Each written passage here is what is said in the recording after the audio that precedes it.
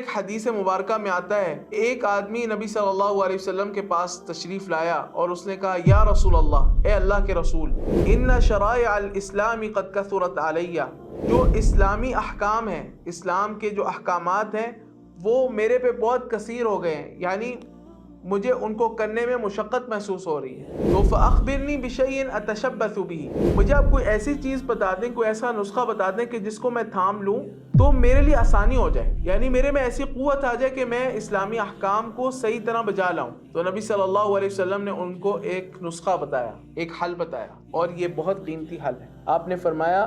لا یزال لسانک رطبا من ذکر اللہ، تمہاری زبان مسلسل اللہ تعالیٰ کے ذکر سے تر رہنی چاہیے، کثرت سے ذکر کرنے لگ جاؤ، اسلامی احکام پر عمل کرنا تمہارے لیے آسان ہو جائے۔ دین پر عمل کرنے کا نسخہ کیا ہے؟ اللہ تعالیٰ کو یاد رکھیں، کیونکہ یاد رکھیں کہ جو دین ہے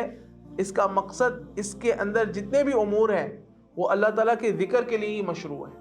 وہ اسی لیے مشروع ہے کہ ہمارے دلوں میں اللہ تعالیٰ کی یاد تازہ رہے۔ تو جب ہم اپنے اندر اللہ تعالیٰ کی یاد کو تازہ رکھیں گے، اپنی زبان سے ہر وقت اللہ تعالیٰ کا ذکر کرتے رہیں گے، تو اسلامی احکامات پر عمل کرنا وہ ہمارے لیے آسان ہو جائے گا۔